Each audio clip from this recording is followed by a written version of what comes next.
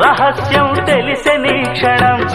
ప్రపంచం పరమ వికృతం ముసుగు తీసి చూస్తే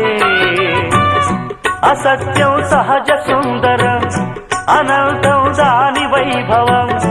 అబద్ధం కరిగిపోయే నా బ్రతుకు సాగదంతే ప్రతిదీ పచ్చి బూటకం నిజం ఒక నిత్య నాటకం